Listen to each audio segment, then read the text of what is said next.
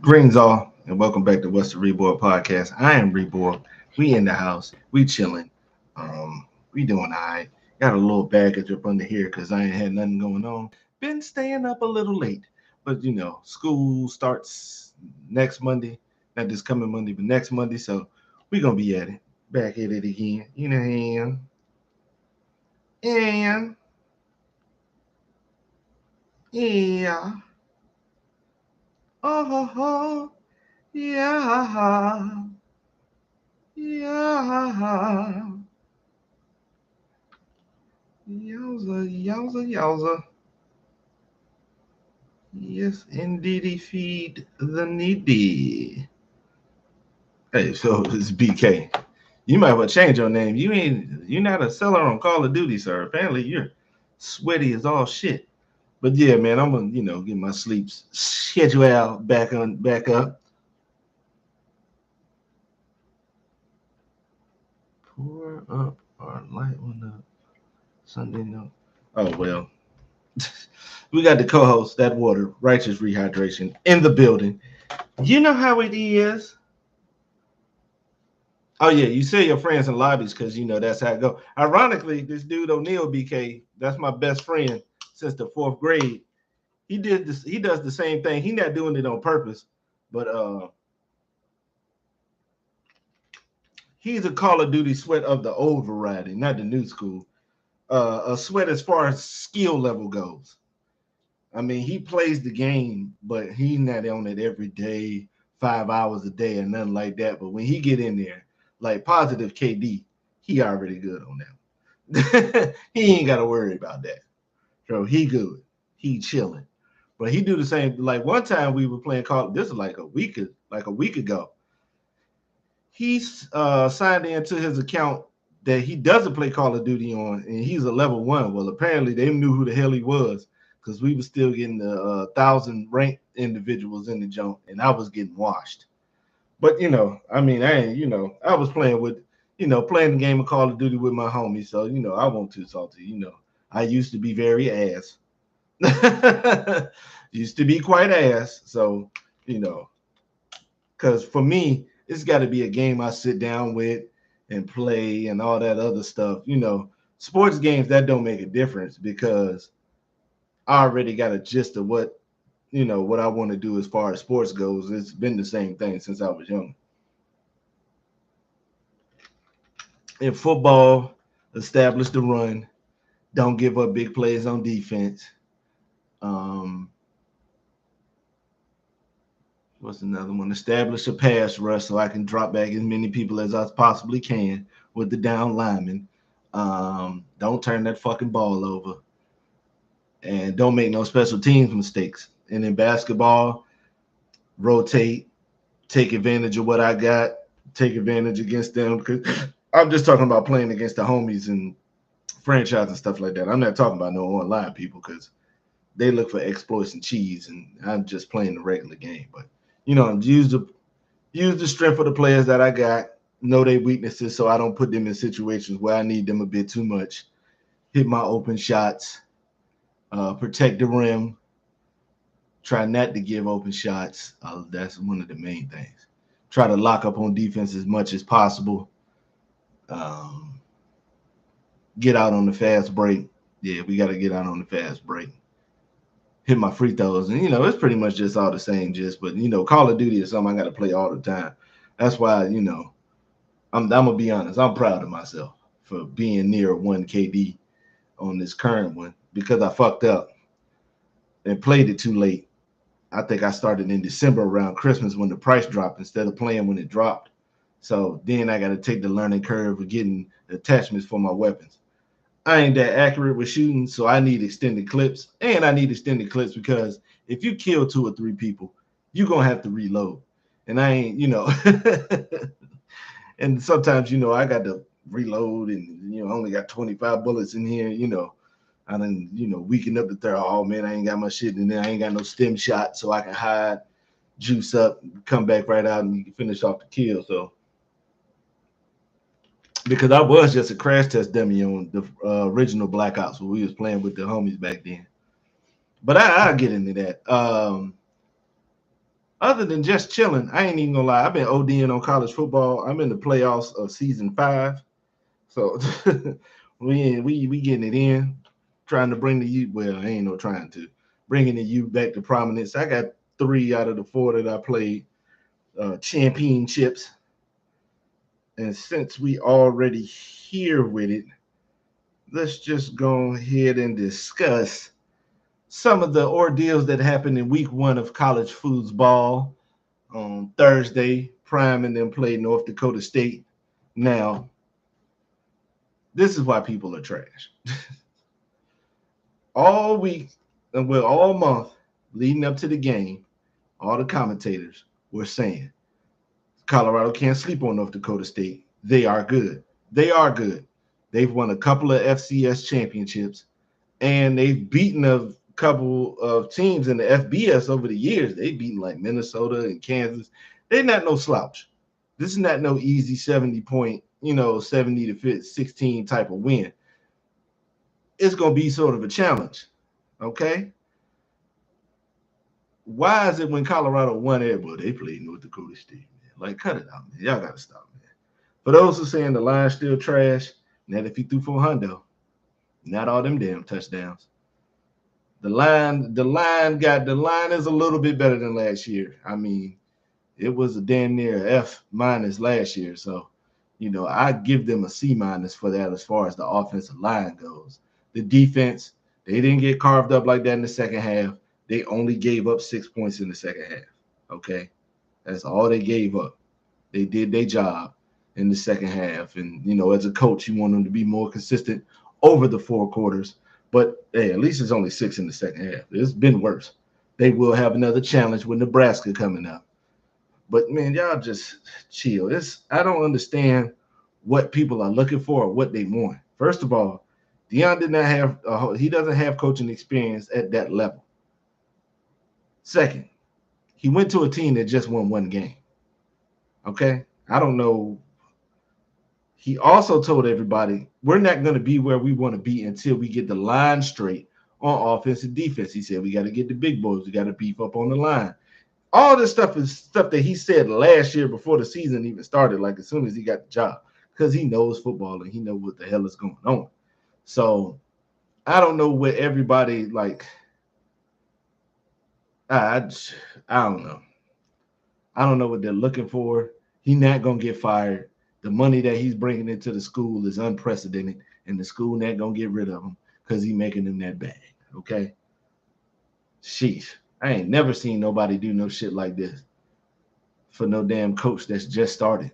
Nick Saban doesn't count when he went to Alabama. Why? Because he had already won a national championship or a share of a national championship at LSU. He had already proved that he was a great defensive play caller as a head coach. He showed he could recruit. LSU was real nice, and he bought a lot of NFL talent over there.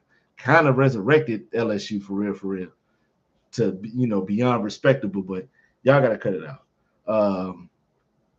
Travis is nice. Travis been that dude. If you've seen anything from him from high school all the way up, it's still the same guy. Extremely athletic, can play football, hands, like the kid's good. There ain't no other way to put it. All right, so I watched some highlights from the Missouri game. Luther Burden, keep an eye out for Luther Burden. Very explosive player. I ain't watched the Kansas game. Oklahoma beat the hell out of Temple. Georgia beat Clemson 34-3, but it was 10-3 at halftime or something like that. They won't beating the hell out of Clemson just yet. You know what I'm saying? Like they won't beating the hell out of them just yet. It took some time. So see, it was 6-0 at halftime. So it wasn't like now I ain't gonna say we can't say the coaching staff is fired yet because we gotta wait for them to get, we gotta wait for the season to play out.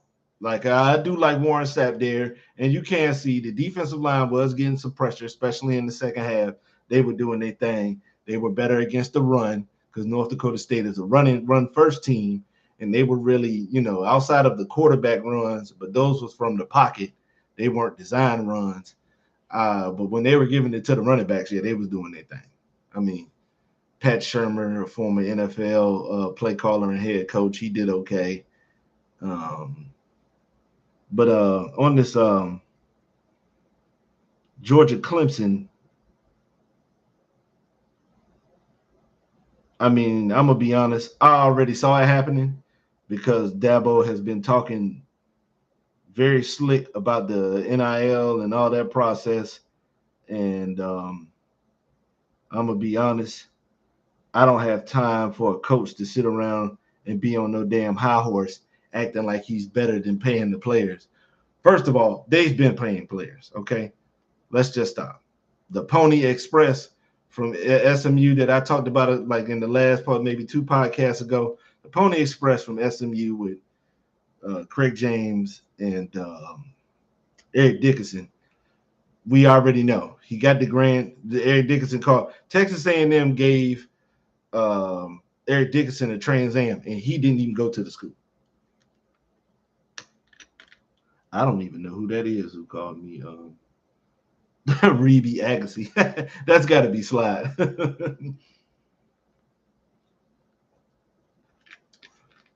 So we already know. We already know. They've been paying players. That's just a game.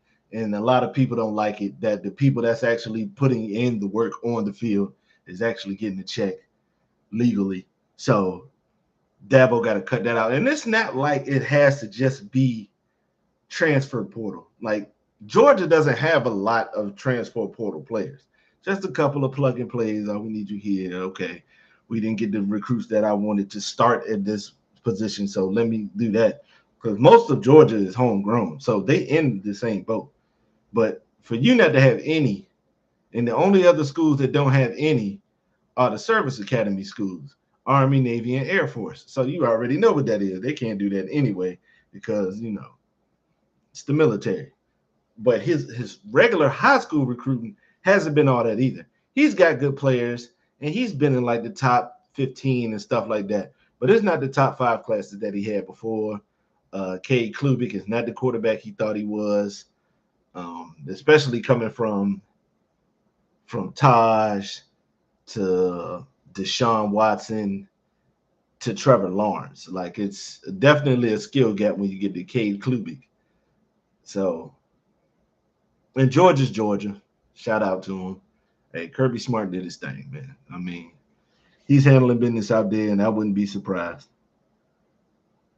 I mean, you got your ass whooped, though, well. Penn State won, and Drew Allen looked all right. I mean, of course, it was. I mean, West Virginia's no slouch. They're a decent team, but Drew Allen has always. The question has always been on him. Penn State's defense has been good. They got weapons on the outside. They can run the ball, but it's always been on the quarterback. They haven't had a good quarterback since what? Fucking Kerry Collins. There's not been a Penn State quarterback that made you worry as a defensive coordinator. So maybe he could do that so they can get that shit together. Because I got, first of all, they got a black coach. I fuck with James Franklin. And you just want him to succeed. Tennessee beat the hell out of Chattanooga as they're supposed to. And shout out to Nico Lava. It's big news coming out about how good he is and how he's progressing as just a sophomore. And you could tell because the number 1 offensive tackle in high school in this upcoming graduating class is already committed to Tennessee. And Josh Heupel, who used to be the quarterback at Oklahoma, is doing a great job as an offensive coordinator, getting everybody ready to go. Texas beat Colorado State. Quinn Ewers, if you have a chance, even like for you, BK, for who don't watch football like that, watch this no-look pass that Quinn Ewers threw. And that shit was crazy. That jump was sauce. Shout out to Arch Manning. I want to say shout out to Arch Manning because unlike other recruits, he sat down. Now, granted, he got Eli and Peyton with him and his granddad, 3 NFL quarterbacks.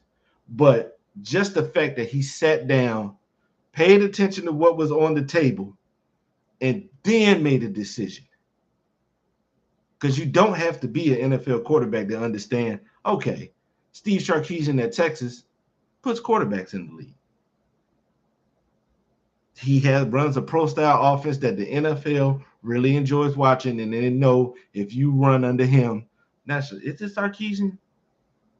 Yeah. If you play quarterback under Sharp, you're already prepared for most of the stuff in the NFL. It's stuff that they're not going to have to do because you're already going to know it. Bam, got that. Didn't want to start because he wanted to learn first. That's understandable. Went to a school where he would have to sit. It wouldn't be all about him. He wouldn't have to look as the savior of the school and stuff like that and be touchdown Jesus and this, that, and the third. Like, I think he did a good job picking it because he easily could have went to Georgia and started. I ain't gonna lie to you. He probably would have started over Carson Beck. But shout out to him. The crowd lost their shit when he got in the game. They lost their mind when he got out in there. But shout out to Arch and shout out to Texas, man. Texas is one of those teams that I can see winning the chip with no problem. Ohio State beat Akron. Will Howard, you got to get it together, man. You getting the keys and you got the keys to a Ferrari and you out here driving that shit like a go-kart. Hey, fucking relax. Take your time. They're gonna block. They're gonna catch the ball. They're gonna run the ball. Okay, don't even worry about it. Chip Kelly gonna call the right plays because Chip Kelly no offense like that. Of course, he done had some racial undertones because he done some bullshit, especially back in Philly. But I will give him that. He can call some plays. He can run the offense, and he can get some buckets. Jeremiah Smith went out there. Good God Almighty, true freshman boy, 2 touchdowns. Damn. Alabama beat the hell out of Western Kentucky. And this is what you're supposed to do. These schools get paid to play better competition. But if you are better than the competition, this is what you're supposed to be doing. You're supposed to beat the shit out of them. You're supposed to not show any mercy. You're supposed to destroy that team. And shout out them for doing it. Ryan Williams, another true freshman. That boy got wheels. Ole Miss was on some bullshit, scoring 49 points in the first half. Jackson Dart, I want to say, had 400 and a half. But Lane can call plays and, got to get it right. Got to get it right. Notre Dame beat Texas A&M in a good game in the second half. In the first half, it wasn't all that because it was 3-3 at halftime. And it wasn't like the defenses are good, but not to the point of what the fuck they was doing. Oregon only beat Idaho by 10 points. I ain't look at the highlights or nothing like that, so I don't know what the hell happened. There's a lot of turnover at Oregon, so with all players leaving early and getting and graduating and stuff like that. Hold up, don't LSU play tonight? Okay, LSU playing USC tonight, 7:30. I'll peep that. Arizona put up 61, and I'm mentioning Arizona for one reason and one reason only.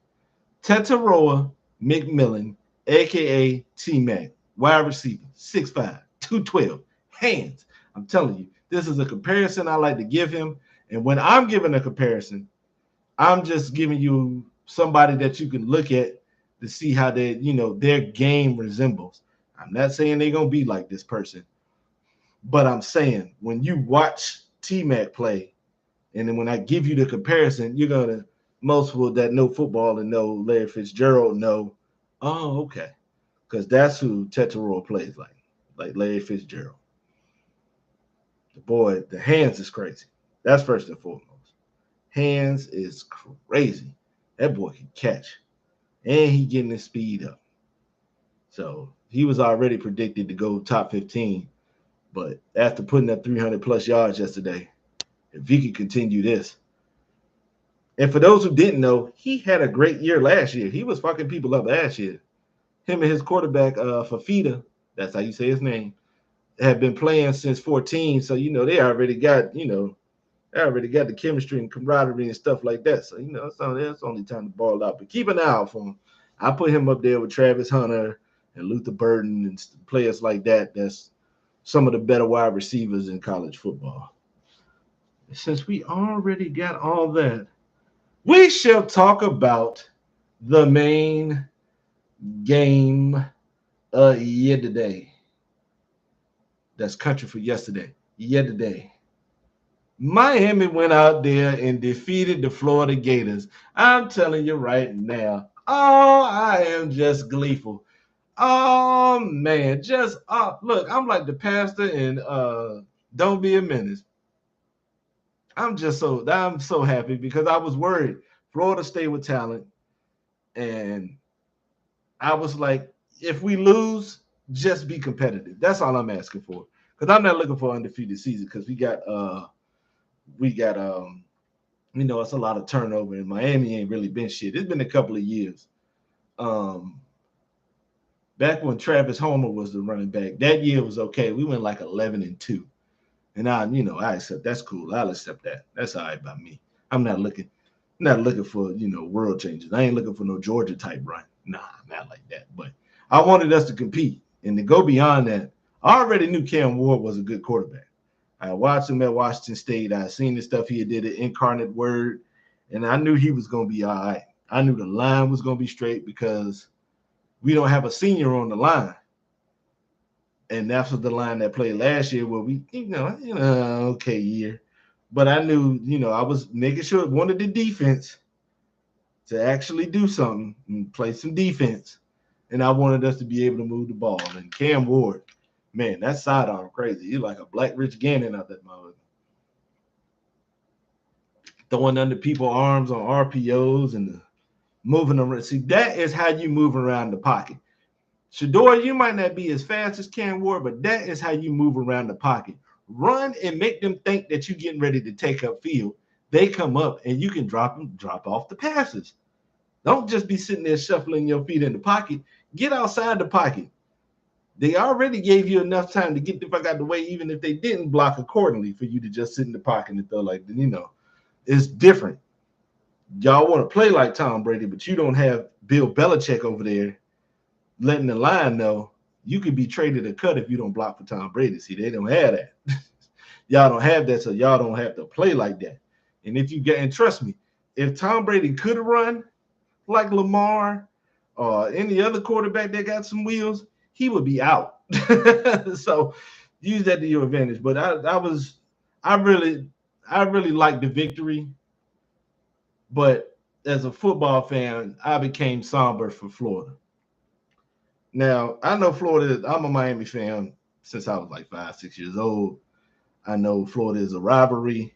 I've been critical of them because they don't play Miami every year. But when they do, if they beat us, they'll schedule us again.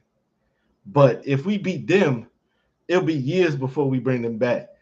We haven't played them in years. The last time we played them, we beat them when they had Kyle Trask, and that was a while ago. But I'm not one of those people who hates the rival. I got respect for Florida, Florida State, Virginia Tech, all of them, for real, for real. And I didn't want to see Florida like that. The head coach, he ain't it. It's time to go. It's time to go. First of all, you believed in Graham Mertz.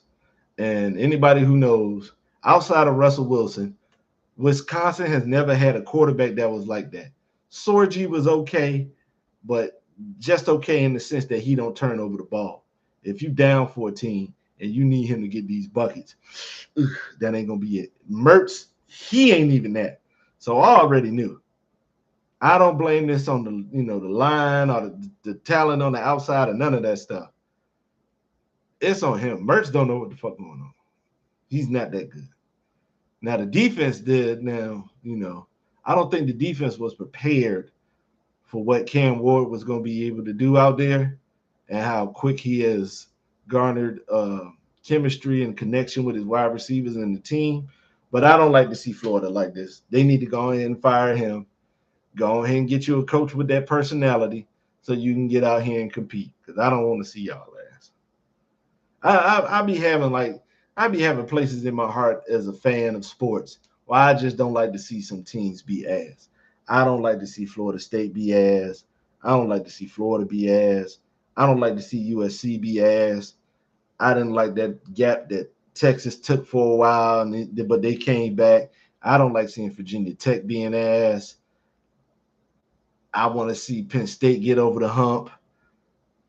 Uh, Carolina. No, Carolina ain't never really been all that, but I fuck with Carolina. Football and basketball. I want the football team to be better because it's so much talent in North Carolina. Wow. I think I said it before. They're one of the only states. The only reason that I would call them a basketball state is because of Michael Jordan. But outside of that, they put just as many nice players in the NFL as they do the NBA. So, but I don't know who else is another team. Colorado. I grew up. Colorado was nice. It was good to see Washington be good last year. Curry. Well, that was his fault. Um, um, I'm trying to think of some other ones.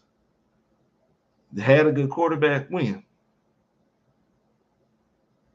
because Drake May and Trubisky athletically they fit the bill, but they don't have the consistency and the mental makeup to be a great quarterback because we just can't be good.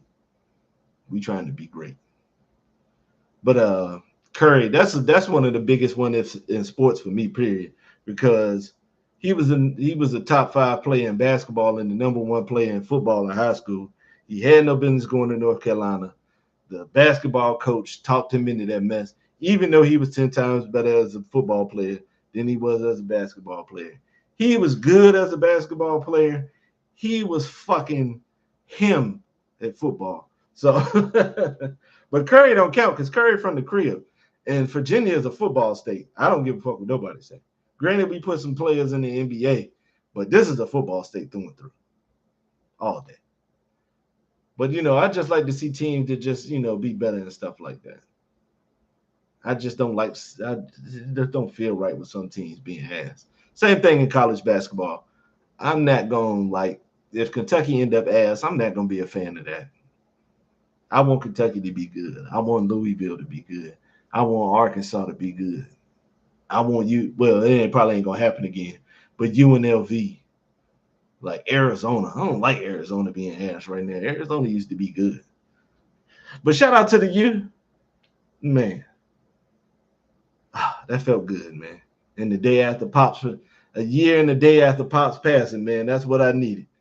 Just what I needed to make myself feel better, man. One of his homies texted me yesterday and he said, he's like, man, Grove would love this right now. Yeah, I know he would, bro. I know he would. Because I was loving it. Because I got up, when he threw that last touchdown, well, not the last one, but when he threw that touchdown in the back of the end zone to Jacoby George, when he threw that dot and the shit looked out of reach, I got hype. I ain't even gonna lie. I got hype. I don't do it a lot, but I got hype. Because if I could, I root for my team just like everybody else. Like I don't get as mad when they don't do shit because they've been disappointed for so long, and they don't need to get mad. This Thursday, the NFL starts. Kermit, the half black quarterback, all white, whatever you want to call. He both of them. He half black and half white. Versus Limari. It should be all right. Should be cool. And it's the first game of week 1. Let me tell you, people, just temper down. Be hyped that football is back. Be hyped that it's a good game. But whoever wins and loses, it really doesn't matter. Did it fucking matter that Detroit beat the Chiefs last year? Not to the Chiefs, who ended up winning the championship. So everybody just calm down. Just relax. Take a breather. Enjoy the game, but don't jump out the window. It's week fucking 1. I'm going to try to stream or do a podcast on Friday because the weekend is sewn up. Now, you might get a late night with reborG or some shit one of these days, but this is football season. This is my number 1 sport, and I'm in it to win it. We better in life than we were last year, so, oh, man, just sit down and relax. And enjoy the foosball. Woo! Oh, man. Just a good day, just a good day. Played the Call of Duty beta. I like the hit detection on it. It seems it's faster than Modern Warfare for sure. But that I'm kind of used to it playing all those people with skins in Modern Warfare 3 and how they got faster. You know, when they get the skins, they players move faster. But I did all right. I broke even in domination, and that's something I do not do because I'm cap man in domination. I'm just capping bases. C and B, or if we on the other side of the map, A and B. I want these two, and I will die as much as I possibly can. I need these captures. All right. That's how it's been since I started playing with people on Call, since I got online with Call of Duty. Because I really didn't get online with Call of Duty. Yes, I did. Maybe not 4, but Modern Warfare, I tried it a little bit. But the first Black Ops is when I went in, which is my favorite because not I couldn't even. I like the guns better and all that other stuff, but it was when we had whole lobbies of the homies. Slide Black Ass was still playing. Um, Rome was out there. We were just having fun. We was just trying to get the dub. That's all that mattered, and we got better over time.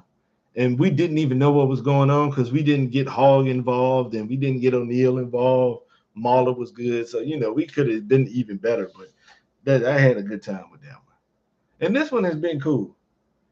It's kind of weird to see something because when people lay prone on the ground on their stomach paws, they look dead. So I gotta pay attention to see when the name pop up. And then they got the other one. They got the John Woo jump where he laying down on his back like that with the gun posted up. Like it's some things that's gonna be, you know, I ain't got no problem with. I mess with the hit detection. And as I played more and opened out the loadouts and stuff like that, things became a hell of a lot smoother because I went like 28-16 in the domination match that we ended up winning, matter of fact. And I was like, okay. Had my AK out there, went in, boy. But shout out, I'm enjoying it. It's cool. It's perfect timing because it ends on Wednesday when I'll be playing 2K because I'm gonna be on 2K. I don't give a fuck with none of you. You're gonna be playing 2K. I get so tired of that argument, man. Shut up. Go play the shit out of this 2K. Yeah, I played the shit out of last year's 2K because I ain't had the funds to get the VC, so I had to play all them games, and I was playing the shit out of it. And I was so mad. The game before the playoffs started, Tyrese Halliburton got hurt because I had the second best record in the league. I was on some dominant shit. I want to say I averaged like 40 something points. It was like 40, 10, and 8 with like 2.5 steals and 2 blocks a game, shooting like 60 something percent. Like I was going to fuck in on that jump. And we was cool, but in the game before the first fucking round, Halliburton got hurt. Ew. And then in the first round of the playoffs, Miles Turner got hurt, which made it even worse. So we had the second best record in the Eastern Conference, and we got put out in the first round. I can't even remember who beat us, man. Let me leave that shit alone. I'm starting to get mad. But shout out to it. It is game season coming up, and I'm just glad everything moved. It was all in just one big ass direction. Just, you know, it just all flowed. Can go from college football to Madden, then the 2K, Call of Duty, boxing. It's Karate Kid game coming out at the end of September. I'm getting to and the Undisputed, and you know what a time. It's just like it's just a better time for me in the games that I play. I will never be one of those people who say it ain't no games out. There's always some games out. You either got to search for it or you just got to wait. That's just how it goes. But you got enough to carry you on for months. Like even if these games weren't coming out, like 2K and all that other, GTA can lurk all it want. You know, probably one, if not the best franchises in video game history. Even the top down version, I enjoyed that shit coming up because it wasn't nothing like it, and I enjoyed myself. But you know, from 3 all the way up, I'm good, man. They like Duke basketball for me. I really don't care. You've already filled all your quotas. I'm still supporting that. That's what it is. And then speaking of basketball, Cooper Flag signed with New Balance. New Balance has a big ass facility in the New England area where he's from. So that may, you know, go for it. Go do your thing. But let's have a quick discussion on why basketball, why the new school likes to disrespect the old school, number one. And then number two, why does the old school respond in that fashion? Ant-Man made some comments about 90s basketball. The first thing you got to remember, he won't around then. He won't fucking alive. He didn't watch all that shit. That jump based on YouTube, man. It was hella hoopers in the 90s, man. Hella hoopers. Okay. Were they on Jordan's level? No. But guess what? How many are on LeBron's level? How many are on KD's level? How many are on Steph's level? Exactly. Like sometimes you're not going to get the best of all time. Curry's going to go down as one of the best shooters ever and a generational player just off shooting alone. That doesn't make Russell Westbrook ass just because he didn't do that. Russell Westbrook is great. Russell Westbrook is great. A Hall of Famer. Same thing with Harden. Like, it's just, good players is good players. None of us in here would argue that we would never say John Wall was ass. John Wall was never ass. Like, they so quick to call play. They say DeMar DeRozan's ass.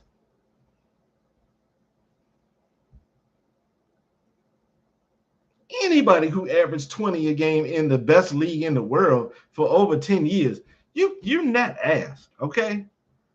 So what are y'all gonna say? Well, he ain't show up in the playoffs against LeBron.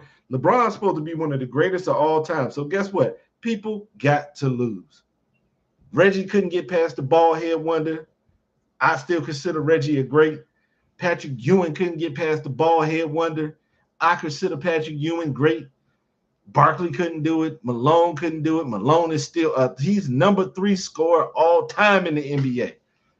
Stockton is still the leader in steals and assists. He ain't played no point guards in the 90s. He played Kid. Is Kid ass? Is Gary Payton ass? Is Kevin Johnson ass? Is Terrell Brandon ass? Mark Price might not be as athletic, but he's not ass. And let's not forget, Stockton didn't retire till 99. So he still got Iverson. He still got that.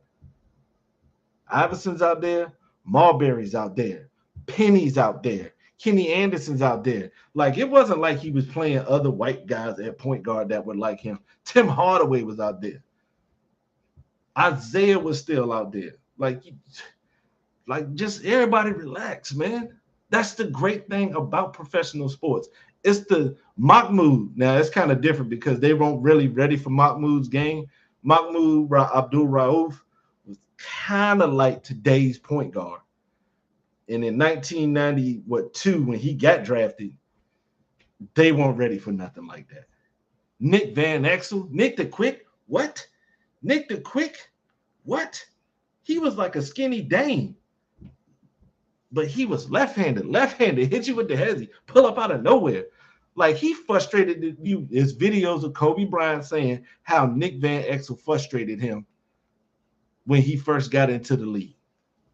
Kobe's considered a GOAT, and here's a player that he could not fuck with when he first got there. And Nick Van Exel, what he had? Two, maybe 3 All-Stars. Nick the Quick was cold. Ask Kyrie who he learned from. Rod Strickland. Rod Strickland was a 90s point guard doing a slower version of what Kyrie was doing. Like, y'all got to chill. It's greatness all across the board from beginning to end. Well, maybe not the 60s because, niggas allowed. But let's say from the 70s on, man, respect it, bro. Respect it. I have yet to see a baseball player go out there, man. King Griffey won all that. He ain't got more home runs than Barry Bonds. That disrespect don't happen. Everybody know King Griffey was great. Everybody knows Greg Maddux was great. Clemens, Pedro, like, for a little bit, Hideo Nomo. People know. Like, Ozzie Smith does not get disrespected. Ozzie Smith does not get disrespected because he wasn't a home run hitter. No, he's still considered one of the greatest infielders of all time. Nobody disrespect Ichiro because he won't hit home runs. We know Ichiro was nice as shit. All right. Even somebody like John Kruk who said he wasn't even John Kruk said, I'm not an athlete, I'm a baseball player, which is a difference. You better not disrespect the Wizard. You better not. Poe may disrespect no more because he started to get rocked, but you got to give him his credit for the 2 or 3 seasons that he was out there and they didn't get it. They weren't able to fuck with him, and you got to give him respect for them shoes. But it's just I don't know, man. Like that, man. The Rosen cold, regardless of what anybody may say, he cold. Just like at a time before he got injured, Danny Granger was cold, and at a time before that, Michael Redd was cold. At a time before that, Allen Houston was cold. Sprewell was cold. Like y'all cold nowadays, but it was cold too. Shit. John Nice is a motherfucker. One of my favorite young players of the league. Kevin Johnson was crashing on people back then too. It won't nobody else with skill in the 90s. Go watch Jamal Mashburn, a 6'8" Luka Doncic. Jamal Mashburn was a certified bucket. 6'8" and could do the same thing that Luka was doing. Same frame, but he was a little more cut up than Luka. But Jamal Mashburn will give you 30. I don't give a fuck what nobody say. Jim Jackson was cold. You leave Glenn Rice open if you want to. Glenn Rice will be a great player with LeBron because you leave him out there if you want to.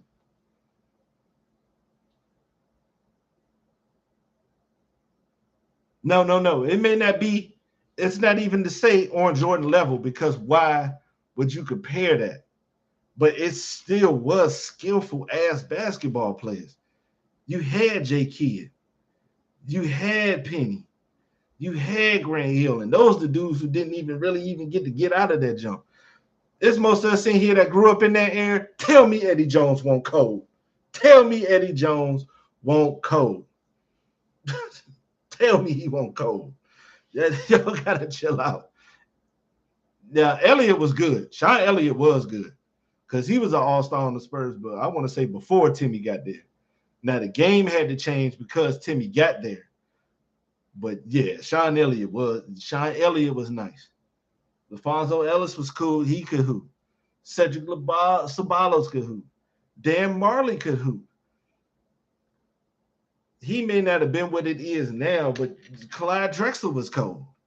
Averaging 20 for your career, and you played more than 10 years. That shit is a feat, my dude.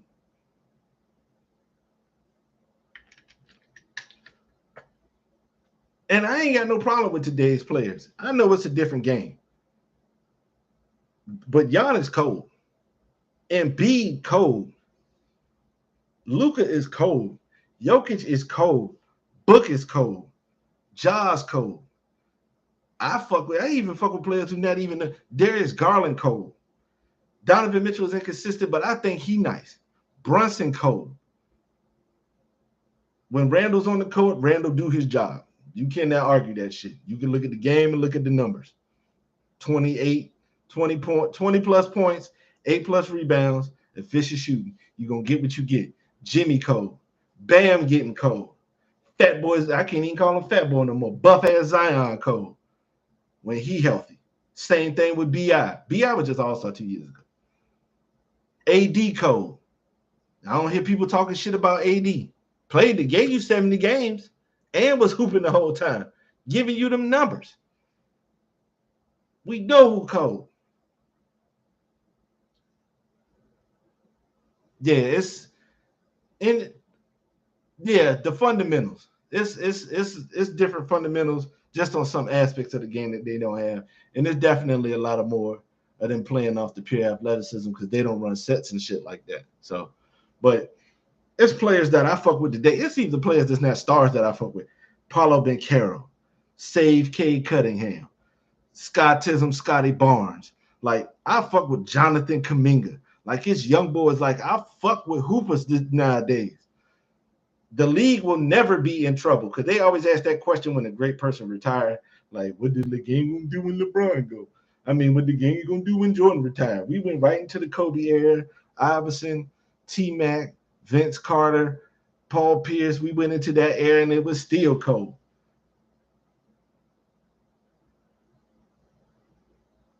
Yeah, I mean, I don't know if he's gonna be able to. He should be able to do that in Atlanta. I mean, Orlando, because if you winning in or any spot you winning in for real, you gonna be a star. Shaq was a star. Penny was a star. Dwight was a star. So if he keep playing the way he playing, shit, he gonna be all right. I don't see no other way around it. Shit, Dame cold, but that doesn't mean Baron Davis won't cold. Baron Davis was cold as shit. Baron Davis was treacherous out there. That don't mean Sam Cassell won't cold. You give me 1998 Sam Cassell nowadays. That's a bucket. That's 20 to 22 points a game, easy from the midi. And he talking shit. Yeah, Dame had a lot going on with the divorce and moving and all that other shit. A lot of people don't take into account the mental aspect of the game weighing you down. That's why some players are great. Kobe was going through a rape trial and was playing like it was shit wrong with him. You know, somebody always on LeBron back about some bullshit. They stay talking about Curry wife, but that does not stop all three. So, but hoping that he gets better, period, mentally first before the basketball game. Before basketball, fuck all that. Make sure your mental is straight so you can just breathe easy and just get through the day to day and feel good about it from beginning to end. Like I said, man, y'all just gotta chill out. No, it ain't got shit to do with Giannis can't shoot. Dame won Dame last year. If you watch Dame won Dame last year, because Giannis gonna be Giannis. Them numbers gonna happen. Now, Giannis could take a step up and put himself in the conversation with the Embiids and the Jokic and stuff like that. Now, yeah, he's not that good because he can't pick and pop, but that's what the fuck you got Lopez for. So, it ain't area like, Giannis can't shoot. Jokic can't play no defense. Luka can't play no defense. The Ant-Man shot selection ain't all that all the time. Durant still, he can still be pushed around with the skinny frame. LeBron old. Like, everybody got a weakness that they ain't into. So, I mean, hey, I don't even need. Matter of fact, I don't even need Giannis for the pick and roll. I'd rather you just be around the basket so you can kick out off these rebounds if we miss the shot. I'll call the pick and rolls for Portis or Lopez or even Middleton sometimes. But Giannis gonna be Giannis. He gonna give you. He gonna hold up his end of the bargain. So they didn't get him for no. They got him for the role maybe. But all you got is the pick and roll. So it's only one play that you can do. But you got to remember, Giannis didn't come up with running the pick and roll like that with Drew. It wasn't a problem with Drew because they weren't running it with Drew. Giannis was just doing his thing, catching the ball at the top key, doing his thing. Let's not forget they did win a chip not that long ago. Now, you are right. He's not good in the pick and pop situation, in the pick and roll situation, because he don't know. He wasn't taught that shit because they don't be teaching fundamentals. When they get Middleton back, Middleton could be hell of a lot more healthier and be a lot more helpful. No, they don't, and you don't expect him to be. It's a difficult thing to do. You've been number one option his whole damn career, even before he got to the league. But I want to see how it settles in. It could be a year after the jump. I ain't got no confidence in no championship because who they got as the coach. But I think it was still the number two. I want to say number 2 seed. So they gonna still win some games or whatever like that. And for them to be hurt, that makes a damn difference. Shit, and B can't stay healthy either. So, but he don't have to be a number 2. Oh, Knicks was number 2. Oh yeah, because Giannis got hurt before then. Yeah, he got hurt before then, and they failed. Yep, you're right. You were still high in the standings. Doc did that shit. Doc did some underhanded shit to get Adrian fired, and he got in somebody's ear and did all that silly shit and all that other stuff. So that's just I just can't trust Doc. And don't tell me he won a championship because he had grabbed 3 players who had all that had already been through the ringer.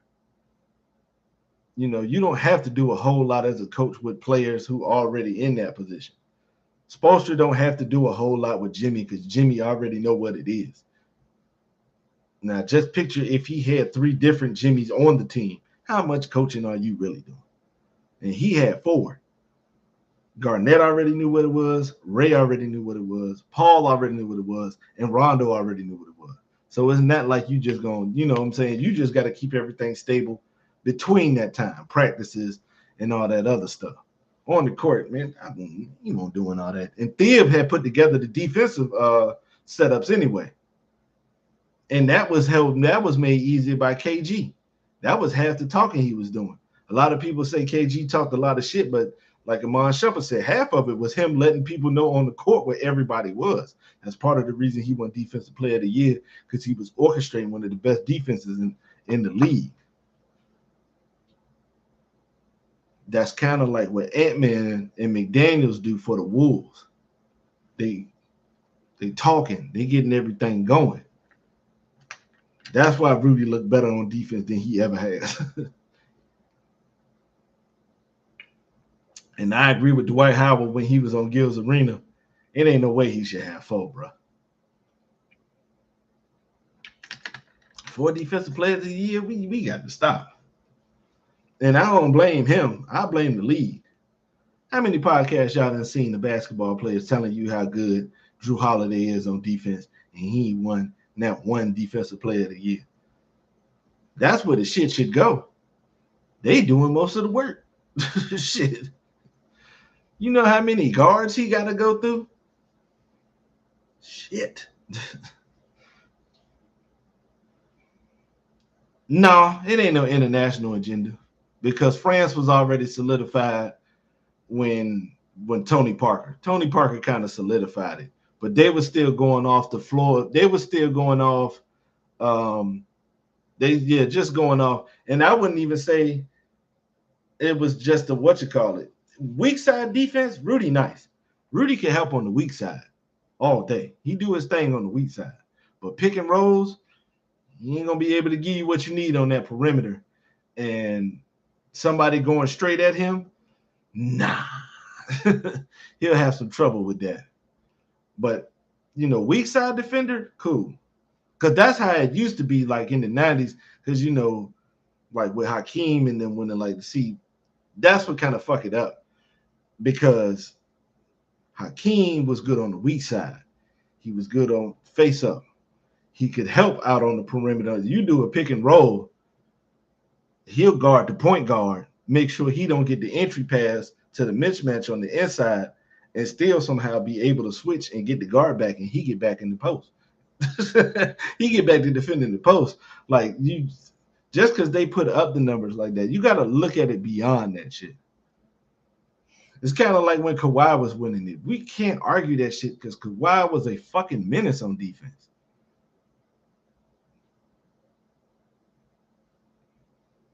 But he might be one of the weaker defenders that we seen get the shit. Because nobody's picking him over certain people. He not a better defender than Rasheed. I don't even know if he made an all-defensive team. Shit. Jermaine O'Neal is a better defender than goddamn Rudy Gobert, for real.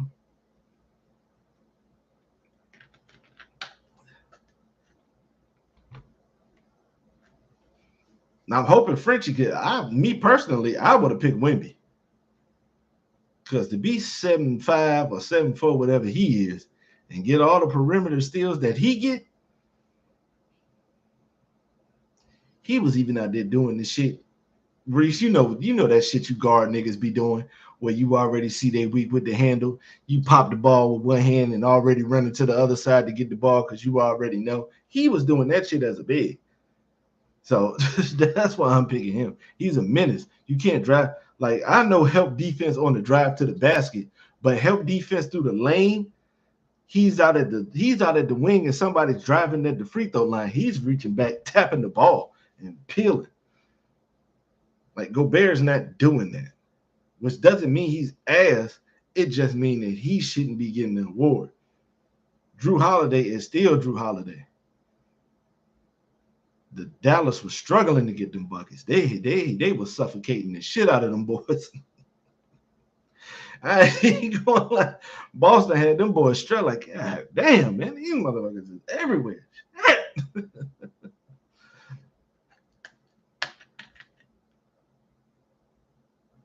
I know he shouldn't, because Ben Wallace, there's a difference in the way Ben Wallace shut down the paint is a hell of a lot different than what Rudy was doing.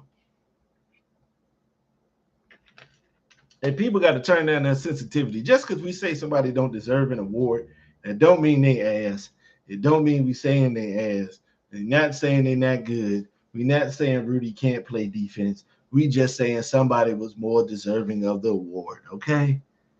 God damn.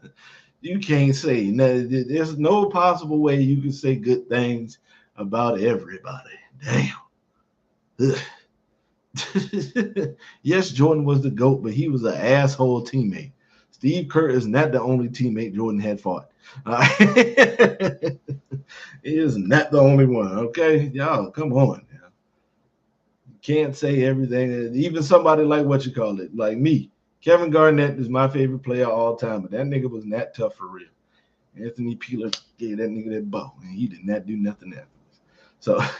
So everybody chill out. Everybody relax. It's been skill in the league since the 70s for real. Because if you go back and you watch Rick Barry was cold. David Thompson was cold.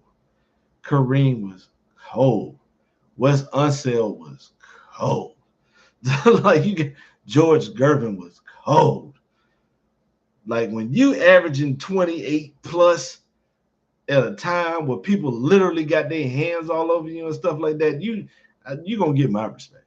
That's just all it is, too. Shit. Just because somebody don't have enough athleticism as somebody, that don't mean nothing. Because Bernard King in the 80s was a certified bucket. I don't give a fuck what nobody say. Now, I will give you more skillful because me personally, when you know how to control your athleticism, that's when your athleticism becomes a skill. Okay? Like, like Jordan, LeBron, D Rose being able to control his speed, John Wall, Gill, De'Aaron Fox, most of the time Russell kind of got, it ain't as good as some of the guys I just mentioned, but it's a lot better than other ones. Learning how to control your speed, learning how to control your athleticism is a skill within itself. See, a lot of people say Rip wasn't athletic. Cardio is a part of athleticism. Rip playing 35 minutes a game, running through all types of screens.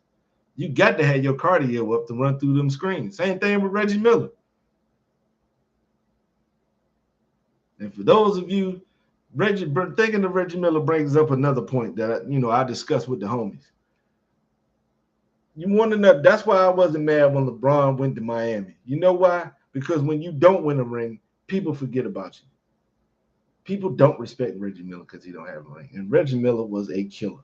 People don't respect Charles Barkley. They just think he's just a fat dude talking on TV. He's a fat dude, of course, and he's talking on TV. But when he was playing, Charles was cold. Charles was like that. Patrick Ewing was like that. Dikembe was like that. Alonzo Mourning was like that. Larry Johnson, before he fucked up his back, he was like that. Like it was some cold motherfuckers in the league, man. Don't get it. Mitch Richmond. What? Mitch Richmond was cold. And you figure in the 90s where you got all this, where it's athletic players. Chris Mullin had zero athleticism. Cold. They're gonna do that shit, man. Even players most of y'all don't know. Antonio McDyess, cold. Sharif Abdur-Rahim, cold. Elgin Baylor was like that. You can see he was the first high flyer for real in the league. He played above the rim and fucked up the whole game. Like, whoa, whoa, whoa. Oh, this is the reason why we didn't let niggas in the league. Oh my God, he's literally flying. What is going on? You got to look at David Thompson highlights. David Thompson was, what?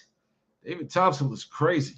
That's another person who controlled his athleticism and was able to win he won the college championship, and he was crazy in the NBA.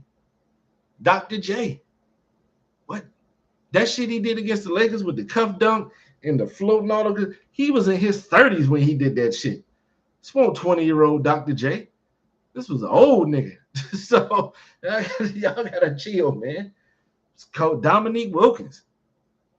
What? Dominique was cold. Y'all gotta chill, bro.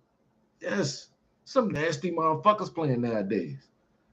But if you're gonna sit here, I'll be honest, and nobody would agree with me on the shit, but this just me. If I got a choice to pick between Latrell Sprewell and Paul George, I'm picking Sprewell. I'm gonna go with the dude who done been to the finals before, even after getting suspended like 70-something games. I'm gonna go to the dude that took the T-Wolves further than they've ever been in the playoffs. I'm gonna take that dude. I know people don't like him. Chris Webber was old. Chris Webber was old, boy. What? Y'all tripping. There's players who just left the league that y'all just think is old niggas that, they was like that. Iggy, like that. When he finally found a team that knew how to use him, unfortunately, he was coming off the bench.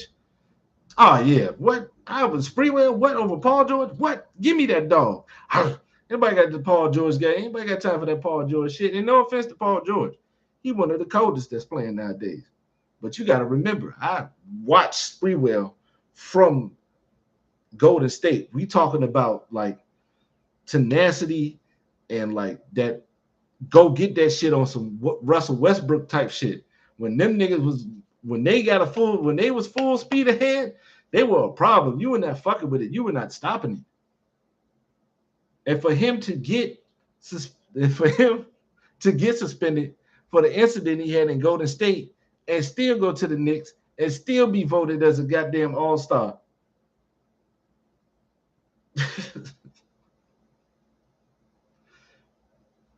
Because hey, Sean Marion, cold. Amari, cold. Rashard Lewis was cold. He do. Peja, like that. Mike Bibby. I just recently, like, Mike Bibby never went to an all-star. Mike Bibby was crazy. Steve Francis. You trying to tell me Steve Francis ain't gonna crash out on all y'all? Starberry. Stephon Marbury, nigga. Probably the top 5 New York basketball players who actually lived up to the hype and did some shit. Marbury was cold, man. Y'all gotta chill. See, when you say the 90s, you don't even think Marbury was in the 96 class with Kobe in them. They don't even think about that shit.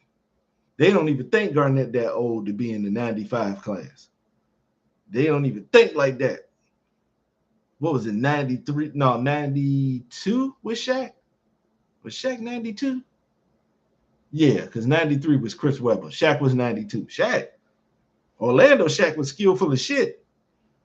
A ballerina on them damn feet at 7'2", 285.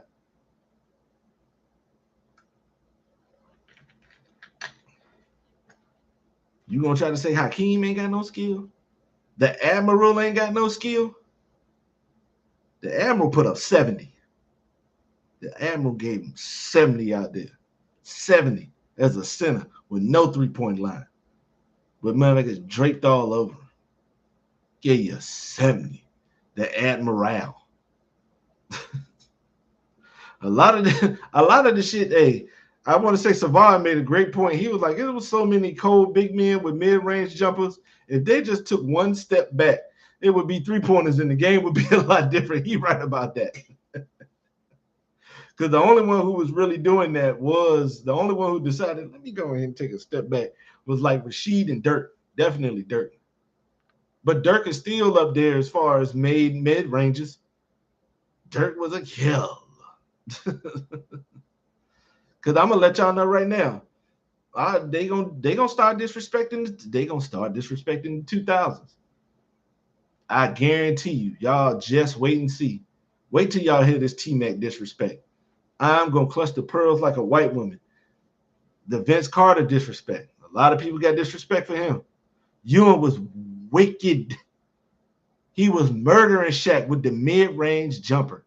We watched it. The finals was tough.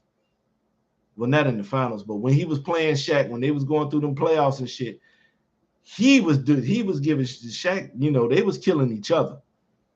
It was Penny who made the difference because Greg Anthony and all them, you couldn't guard Penny. A legit 6'8" point guard with real handles and shit like that. The 90s ain't had no skill. Well, tell me how Muggsy Bogues played 10 years in the damn league at 5'3", my mama's height. Well, he just how did he make it 10 years? That's amazing within itself. We're gonna always show love to Muggsy and Spud out here because you're not supposed to be there. I want to say the average height in the league now is 6'7", 6'8". And it won't like Muggsy came out of nowhere. First round pick, played major D1. What? Oh man, don't just picture. Let's just say who's like a cold ass running back I could think of right now. It'd be like Joe Mixon saying some shit. Corey Dillon won't all that. Nigga, please. If you don't get the fuck out of here with that bullshit, most of us in here who know Corey Dillon was old. What? You better get the fuck out of here. Corey Dillon was nasty.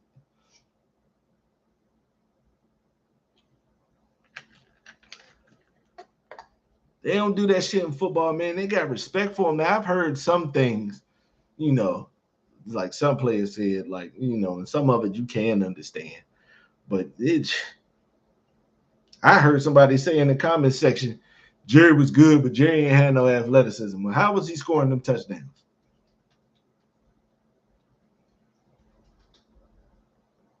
He's the all-time leader in touchdown for a long time. For receiving touchdowns, he is and still is.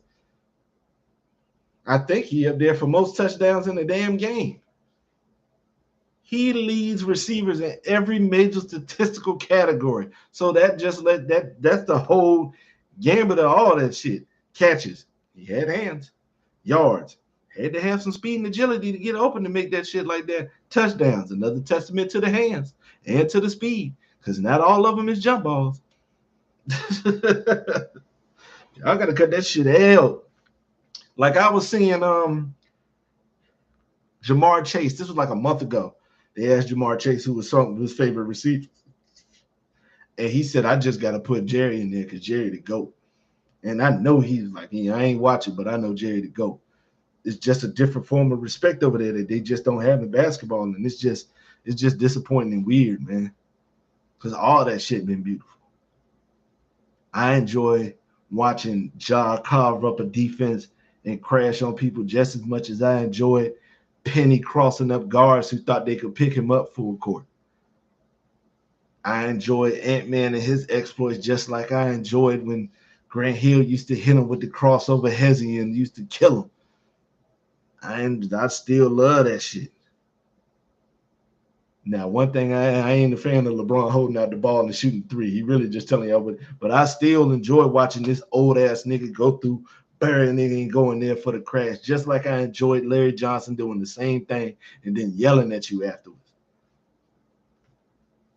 I enjoy what Joel Embiid could do with the basketball because I enjoyed what Dream did. Y'all seen the Dream shake that he pulled on the Admiral, and the Admiral was all team defense.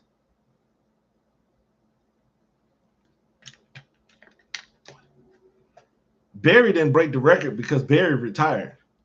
You got to remember, Barry retired still like with a good amount. Yeah, I was about to say the year Barry retired, Barry was still good. Barry wasn't old or no shit like that. He still had 1,490, 1,491 yards, but he only had 4 touchdowns because, he already knew.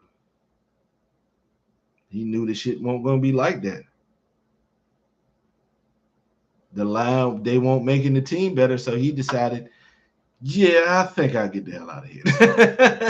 I don't think I'll leave before I have CTE. Yeah, I'm good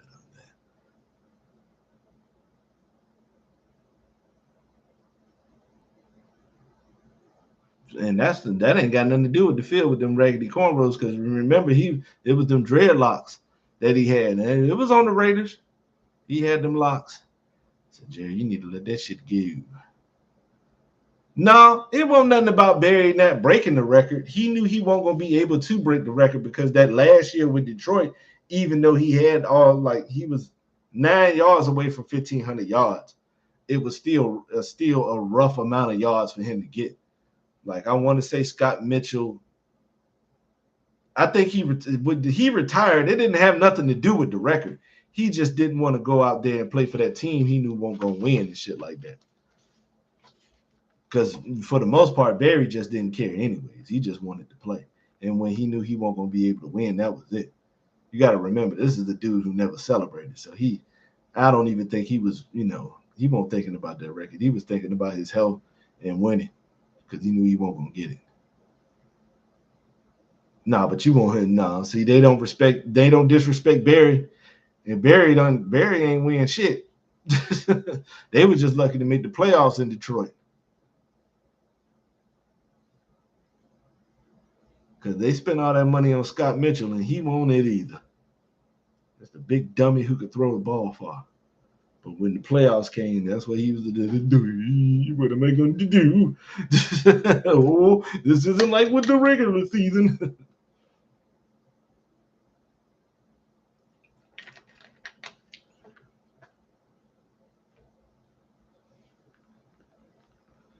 Yeah, I'm pretty sure if it would have took some time, but yeah, I think he probably could have. Yeah, he retired at 30, still with more years under the belt. They didn't give a fuck. They was trying to get him back over there, but he was like, y'all make the line better? Nope. All right, I'll sit at home. I've made my money. Oh, well. Calvin did the same thing. I'm pretty sure Calvin could have broke a record by now. But you don't see them disrespecting that shit. The only disrespect comes from the commentators and stuff like that when they ready to compare somebody like that, ready to do that. Shit, you don't see the shit in hockey? Ain't nobody disrespecting nobody from the past in hockey. They don't give a fuck. Because they already know. Yeah, I just had to because the jump was kind of like, you just keep hearing the shit. Like, and it's not just the commentators and all that other stuff. It's actual basketball players.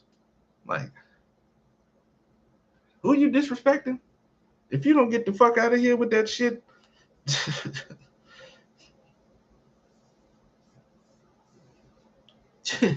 You don't get the fuck out of here with that. Drazen Petrovic was cold.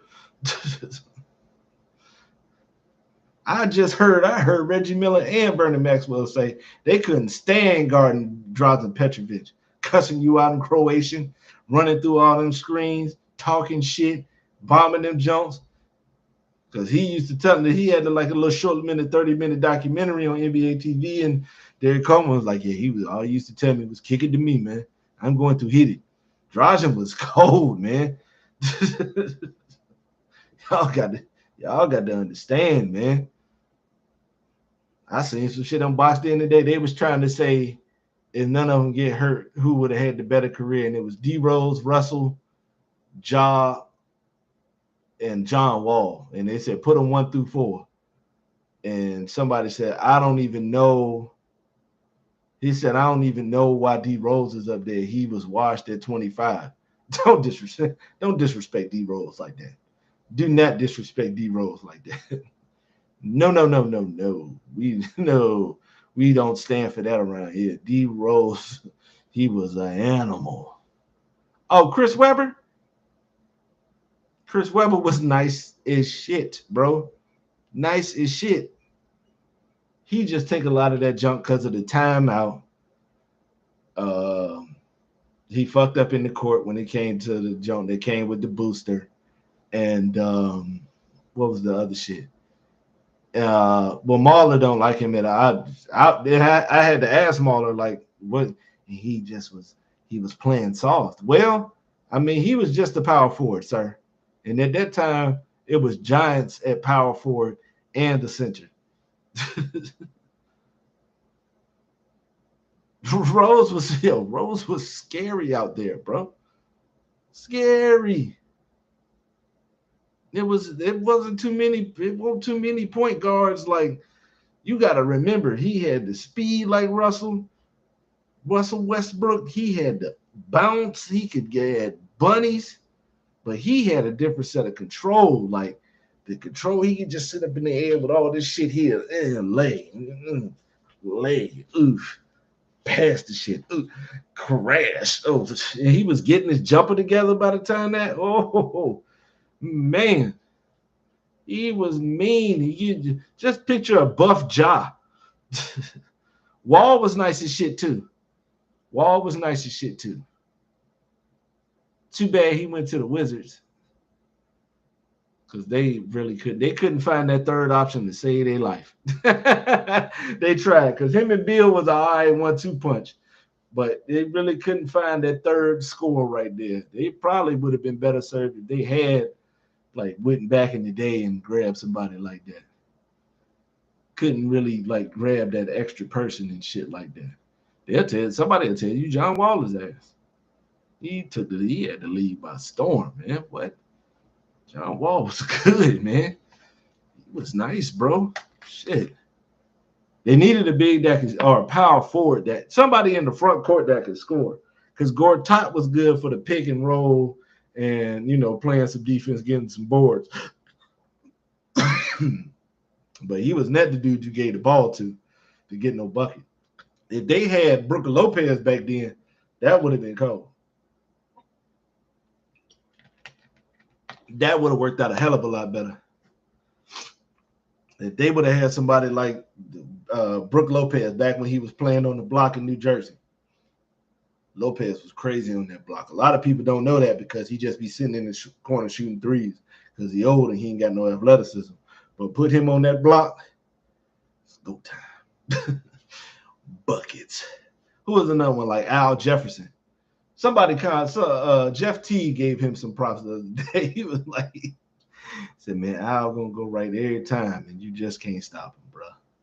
Al Jefferson used to be cold on that block, man. It would have been all right. They kept Gortat and grabbed like Luis Scola or something like that, because Scola was good he was good in the post too. But shit, like I said, man, there's always gonna be cold motherfuckers out there, man.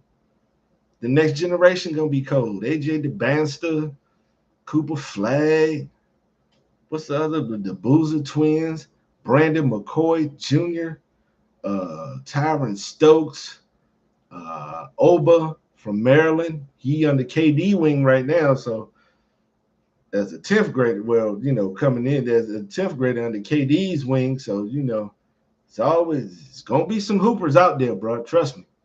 The buck don't stop there. I forgot who was it. Eric Dampier. His son is 6'10" in the 9th grade. Was getting buckets off one dribble. Is Reese still in here? Reese, you remember Al Jefferson? Oh man. You kind of right on that, tease. But the thing is, with that conversation, is you just focus on that. I just can't focus on them three. Now I give them props because each one of them did something. Jordan was amazing on the court, and he laid down the foundation for the entertainment portion as far as shoes and like getting the extra bags and the commercials and the sponsorships and all that other stuff. He laid that groundwork down, which is still going on today. Kobe took the handoff from Jordan and did the same thing, and he kind of introduced the work ethic, because that's what everybody be talking about. Kobe's work ethic and his mindset and the Mamba mentality and stuff like that, and him training for 3 hours, him getting ready to fire a trainer because he wasn't fouling him as hard on his jump shot practice drill as some of the players in the league was fouling him. Like that's starting to come out. And then you do the same thing with LeBron. Everybody sees LeBron, see him working out the day after the season is over, like putting in that work, being the father and all that other stuff. Like they all laid down the groundwork for something amazing. That's why I won't argue nobody if you say LeBron the GOAT, but I got to argue with you if you're gonna try to say Jordan was ass or he played in the ass era. Like T just showed me the other day. You gonna sit here and try to tell me Shawn Kemp is ass? Put Shawn Kemp out there now with no real centers like that. Put him out there right now. Put Shawn Kemp out there. Shawn Kemp was nasty, bro. Food. I'm telling you. Put Shawn Kemp out there and see what happened. Shit, put Vin Baker out there and see what happened. I'm not going to be talking about eras of basketball that we actually watched and try to say them boys was ass. No. There's no competition. Just the Jazz alone. And I've said it plenty of times. How he ain't got no competition when one team got one dude that's the number 3 scorer in the NBA in all time, and then another player on the team that's number 1 in assists and steals? Does that sound like an ass team? If I tell you this team got a top 5 3-point shooter, for that, motherfucker, of all time, not for just the season, he is a top 5 3-point shooter of all time.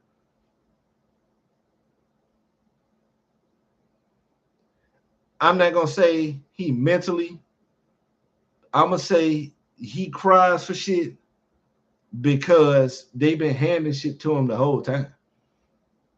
If you usually getting that call, you're going to complain about that shit because why am I not getting this call now?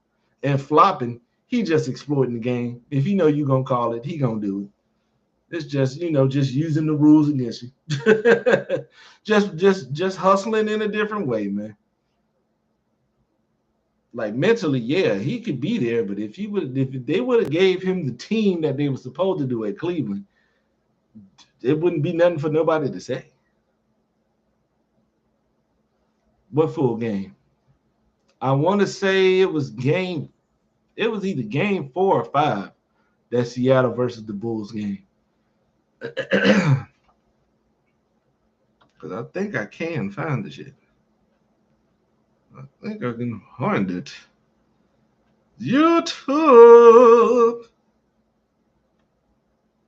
Shit, some email niggas ain't tough enough to have played against like K. Martin, Marcus Camby, and shit like that.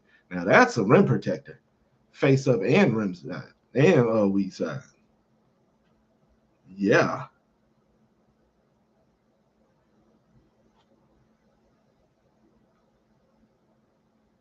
Oh yeah, they got all these games up here individually. They got like the highlight game, and they got the full game. This shit 2 hours and 44 minutes long. This game 3, so that means that shit got McDonald's commercials in it.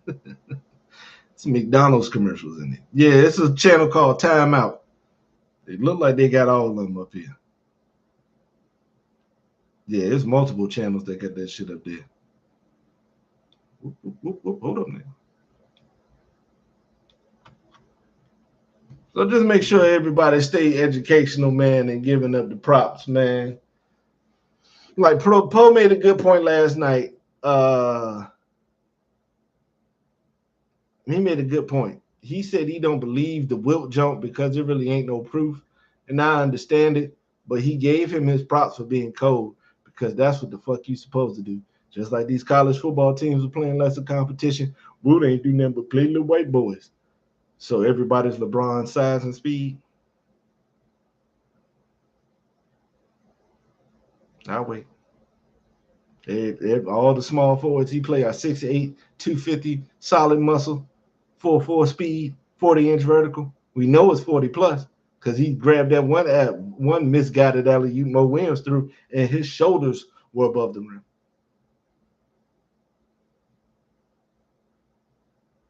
All of them is like that. Melo was 6'8", 240, but he ain't had that speed, and he ain't had them bunnies.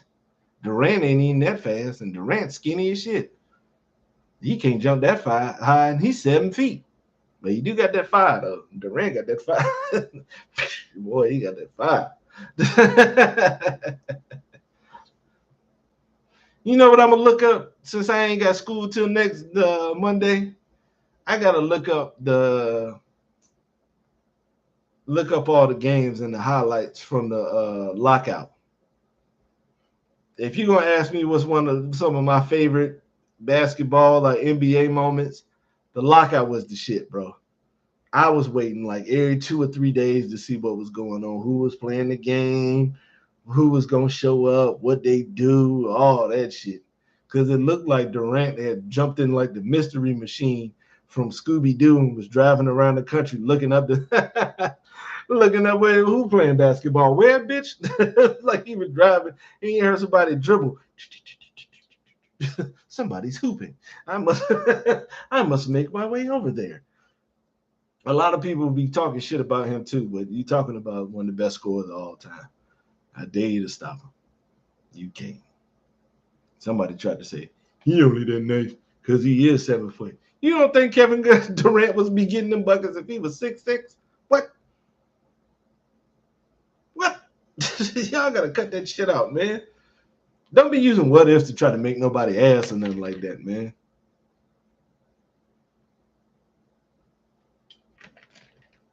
Can't be doing that silly shit.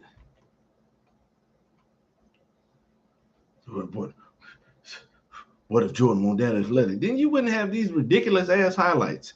Jordan in the 80s was crazy. That's the one that people don't be trying to resemble. They picked the Jordan from the mid to late 90s because that one was more tamed. And he was in the post work and the footwork and shit like that. Most of them can't do the shit that Jordan was doing in the 80s. He was doing shit in the 80s. He was beating team. He was losing the teams, and Larry Bird beat them in that game where he had 63. And he said it was God disguised as Michael Jordan out there. And that was a game Mike lost. So please stop disrespecting that joke, man. Y'all gotta stop, man. Y'all gotta quit. Bro, ain't got no legendary moments, man. You remember the 23 straight points against the Pistons? And the Pistons defense was real. He put up 23 straight. It wasn't nothing that they could do because he jumped higher. He was faster. He was stronger. He was a beast. I want to say Kobe put up that 81 during the rape trial. He got a rape hanging over his head, man, and Kobe had a rape hanging over his head. 80.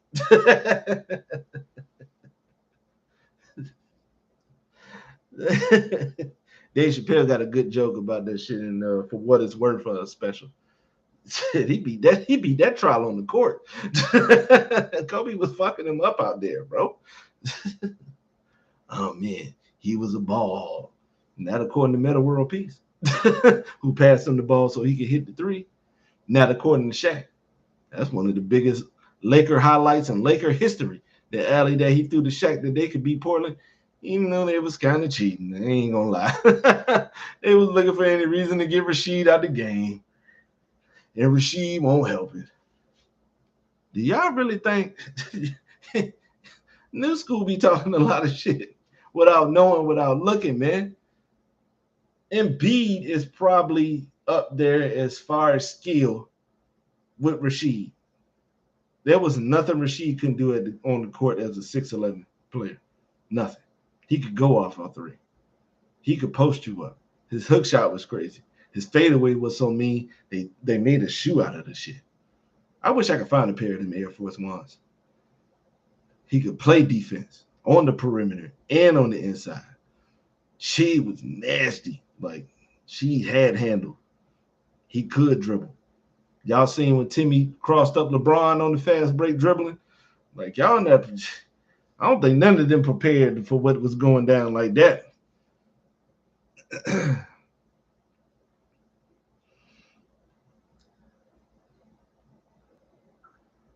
No, it wasn't no bad shot. He threw it directly to Shaq. Now Shaq was an asshole for that dapping Kobe up and running down the court like that, because Kobe had the dap up, and Shaq ran right past that shit. He cold for that, but you can clearly see he threw it in the Shaq hands.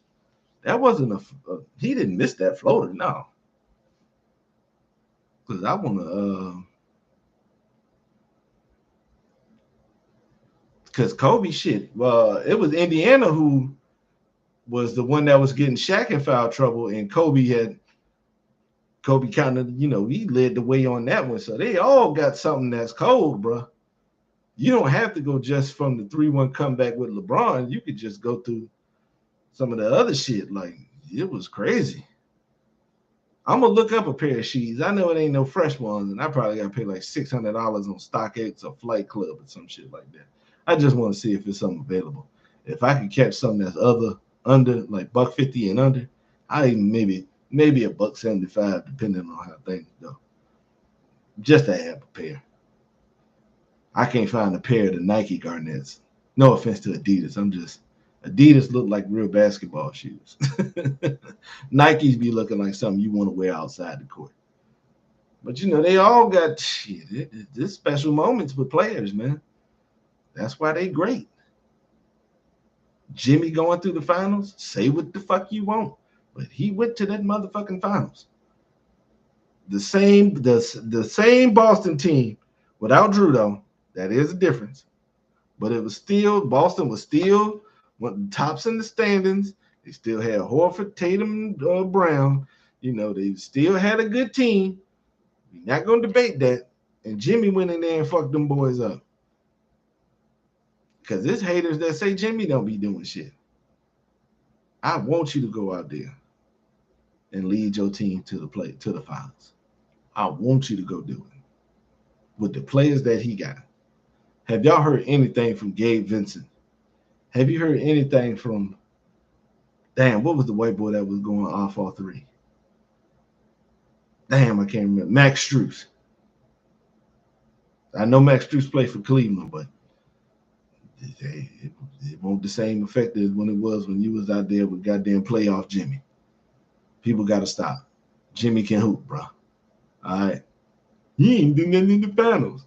Hey, man, when you carrying a team like that, motherfucker, you get tired. All right. That's why a lot of players break down and get old and shit get real after they done. Did you see how bad them Boston Big Three looked after that, except for Ray Allen? KG and Paul Pierce broke the fuck down. So bad Paul Pierce was falling forward when he went over there. Same thing, like with the Lakers. Shaq broke down. He needed that break. He needed D-Wade to take the reins, because them runs to the finals wear you the fuck out, especially over time. You going to get tired, man. You doing that shit year in and year out. But shit, y'all like to disrespect players that's playing now. So,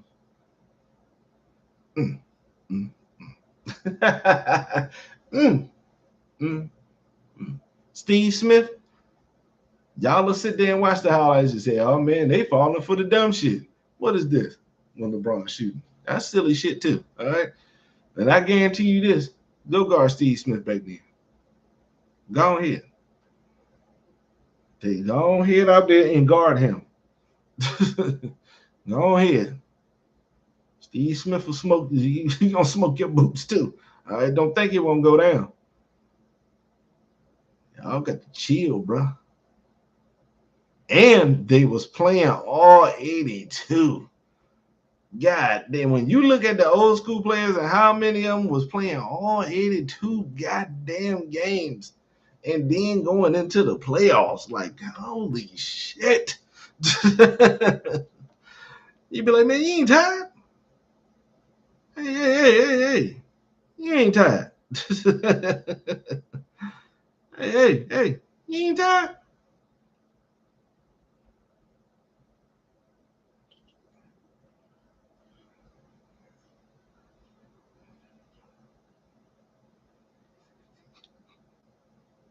Hey, yo. John Stockton got 16 seasons where he played all 82 games. God damn. Now let me see. Let's flip it because I'm gonna go to the ones that he started.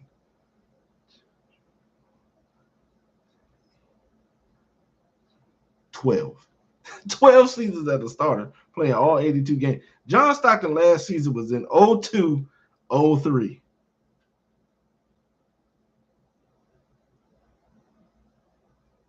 And he was still giving you 10 points, 7 assists. Because he never was about scoring a whole lot of buckets and no shit like that. He just played his role or something like that.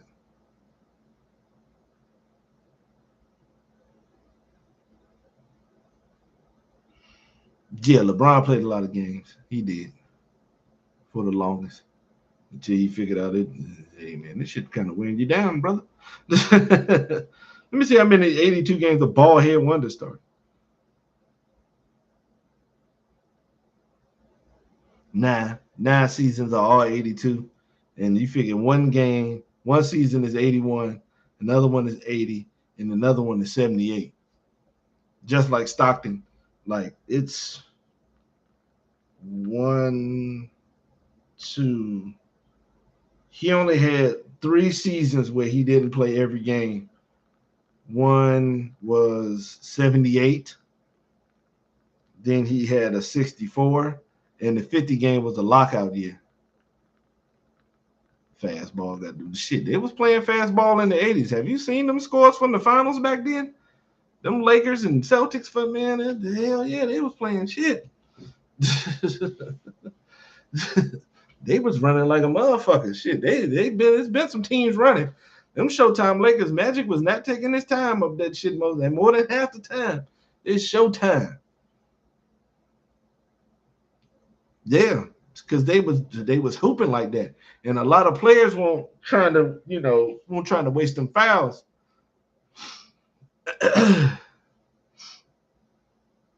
If they do, I mean, but you got to remember, Tease, it's not that many big men, and it's not that many. Sometimes you don't have to play the post. It's kind of like some shit you use when you get older, so you don't wear yourself out. But I mean, it can be used. I mean, don't think it's worked. Shit that work in basketball gonna always work if it's executed properly. Calling plays, calling from the post, wherever you get the shit from, all that shit. It's just gonna work. Having a good handle gonna help you. Having a good jumper gonna help you. Excuse me. Controlling your athleticism, rebounding. Well, you don't have to be on the level of rebounding like Dennis Rodman, where you know the spin of people's shots when they come off the basket. But this shit, you can take that skill, man. Locking up, that's a skill. I mean, it's difficult now because you can't fucking touch nobody.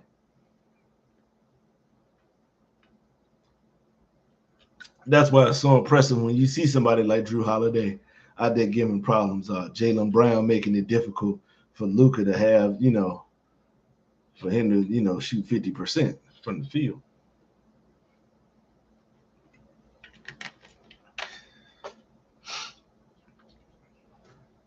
Now the 90s, they slowed it the hell up in the 90s and the early 2000s, but they kind of got it together right after the Lakers dynasty is when the shit after Detroit's run, it kind of changed because they had to change up some shit because David Stern won't trying to have another finals like that. Ain't no way in hell. This 86-81 scores was not it. David Stern was like, I did not fix this league for y'all to be bringing this shit back to the Stone Ages. But I can't wait, man. Got 2K coming out, man. I'm gonna do I'm making a 2 guard this year because I go in succession. We probably go like 6'6" 2 guard, so I can, if need be, I could play the wing at the 3, or maybe the guard, because you never know where the fuck they're gonna put you at up there. So, but we gonna be dunking. We gonna be dunking. We gonna be out there trying to do our thing. I'm gonna do my part in communicating more, so we can get some more dubs. Fuck that bum wreck shit. Get good. I ain't never been one of the ones that wanted to play bum wreck. Damn that. And we gonna have to. We should get those. Once we get everybody in there, we should be starting one of them Kangs soon. I gotta play me some more Madden, but goddamn, man, I just been ODing off this shit. Season 5 in the NCAA is almost over with, bro. I'm already at the playoffs. It took some time, but I finally got back in the top 5 for the recruiting. It took some work because Georgia ain't going nowhere. Georgia has been a pest all 5 seasons, just on the recruiting trail. Now they beat me one year for the chip. Beat me one year for the chip, but outside of that, they're luckily people have been keeping them away from it. And it's a little different now. Just make sure I keep everything on period. Because they develop players real nice up there too. They will do that. They have fixed that. Because that first season I had played, and I had my tight end that won tight end of the year, like 1,050 yards, 1,050 yards, 12 touchdowns, one tight end of the year. Went into the training in the offseason. He had the exact same rating as he did when this goddamn game. When the next season started, I said, how he ain't get better at all? What the fuck is going on here? But y'all seen the patch. They put it in. Some of the stuff is better. Some of the stuff, which is, like I said, remember when I was talking about how they should take things from the PS2, the past ones that work? They did it in some aspects, like the celebration shit. I like that. You could be able to control your celebrations because in the PlayStation 2 era, they had the jump where the R1 and the L1 was regular and light celebrations. Ones you can't get flagged for because they had excessive celebration. You couldn't do shit in football back then. They had the excessive celebrations. The regular celebrations. R2 and L2 was the excessive ones where you could do a backflip, take your helmet off. Just get wild, go out there and get crazy and get that flag. And, depending on who I'm playing and how serious the game is, I'm gonna do one of them excessive celebrations. That shit rough, bro. I wish I had that shit then. The recruiting shit fun. I like the way they got it. It's kind of like how they had it for NCAA 14, but they added a few things to it, which I really enjoy. I like the hard sell, soft sell, the sway. I like that. I like how you can allocate the points. I like how they got that because you just had to pick. I'm going to give you 250 points. I hope that's enough. Or I got to add some more to it. Or I can take some away because I'm so far ahead. But they have the jumps for you that you got. And sometimes, and when you win in games, it helps out with a lot of them. It took me till this season to get that insta commit, but I only got like 2 people to instantly commit. So maybe it'll work again better next year. Shit, I'm in here rambling like a motherfucker, boy. Let me go ahead and get off here so I can relax, finish up this bottle of water, and chill out. I'm gonna try to catch y'all next Friday if 2K ain't got me hostage. Let y'all know how I'm feeling about that. Lamar versus Kermit, the half black quarterback, well, that already happened, so I can speak on that. So, and then shit, you can see right now, I've been went off script. I just been talking. We can just do that all day with the rhetoric. So y'all be easy and be good, man. Much love to y'all. Like, comment, and subscribe, please. Tell a friend to watch the shit, man. You might not like it, but you can leave a like. Thank you and have a good day.